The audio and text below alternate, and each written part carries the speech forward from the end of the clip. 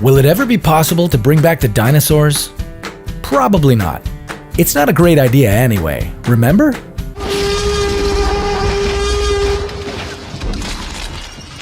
But with the art of cloning on the rise, scientists believe that many other extinct species may roam the Earth again. More recently extinct animals that have been preserved in museums, or ancient animals preserved by the Ice Age, would be the most likely candidates for resurrection. Today, we'll be looking at 10 of the animals we could bring back from extinction, and how we lost them in the first place. Number 10 is the woolly mammoth. These shaggy beasts disappeared about 4,500 years ago, most likely as a result of climate change and hunting by humans. But they might be ready for a comeback. Geneticists are currently working to create a mammoth-elephant hybrid, a mammophant if you will.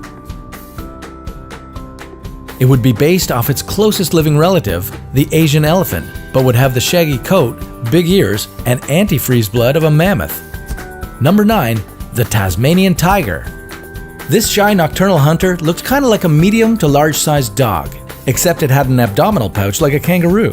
Tasmanian tigers were declared extinct as recently as the 1930s as a result of extensive hunting. Farmers were so scared of the tigers eating their sheep that they started to place bounties on them. Because their extinction was so recent, scientists believe that they may be able to create clones using DNA from museum preservations. Number 8, Baiji River dolphins. These Chinese residents only became extinct around 2006 as a result of dam building, overfishing, and pollution. Extracting DNA from their remains would be easy, but they probably wouldn't even have a home to come back to, as the Yangtze River system they lived in is still heavily polluted. Number 7, the ground sloth. Yes, they're closely related to the lovable, lazy sloths we all know, but they look a little more like giant bears. DNA samples have already been retrieved from their hair, but any potential clone would have to be grown in an artificial womb, as their surviving relatives would be a little too small. Number 6, moa. Although these guys couldn't fly, they once held the title of the world's largest bird. About 600 years ago, they were driven to extinction by hunting and the destruction of their habitat. But the first steps have already been taken towards bringing them back when Harvard researchers slipped moa DNA into the egg of an emu. Number 5 is the Pyrenean ibex. These wild mountain goats have already been cloned. Was it a complete success? Not really, but it's a major step in the right direction. Unfortunately, the newborn ibex clone only lasted 7 minutes due to physical defects in the lungs, but the breakthrough shows that this technology is viable and could one day be used to save recently extinct species. Number 4, the woolly rhino. The lesser known of the woolly ancient animals, this rhinoceros charged through the snowy tundra up until about 10,000 years ago. For the longest time, our only concept of what it looked like came from cave paintings, until preserved specimens were found in tar pits and permafrost. It's believed that DNA from these remains could be used to bring them back in a similar fashion as the woolly mammoth. Scientists just have to find the right modern relative to make it work.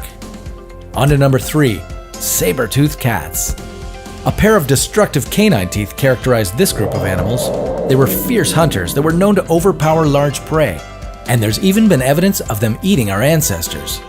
Several intact DNA samples have been recovered for cloning, but the real question is, do we really want these things running around again? Number 2, the dodo. A tragic example of humanity's destructive nature, the dodo went extinct only 80 years after its initial discovery. Because they had no natural predators, they had no reason to be fearful of the newly arrived humans until the massacre began. In an attempt to undo our mistakes, scientists are using DNA from museum specimens to implant a clone in the eggs of the closely related modern pigeon. And coming in at number 1, the Neanderthal. In case the idea of bringing species back wasn't weird enough, let's look at bringing back another version of ourselves. Surely nothing can go wrong there. It is technically possible, as a Neanderthal genome has been pieced together and could be crossed with modern human cells. But just because we can do it, doesn't mean we should. Even if Neanderthals survived the cloning process, they'd be introduced into a world their bodies were not built for. Their stomachs wouldn't be able to handle our diets, and they'd have no evolved immunity to modern diseases and pathogens. Not to mention that one day their advanced minds will start asking, what am I? Do you think we should bring any of these species back? If nothing else, these animals are great examples of how we can learn from the past. And that's why they're crazy creatures.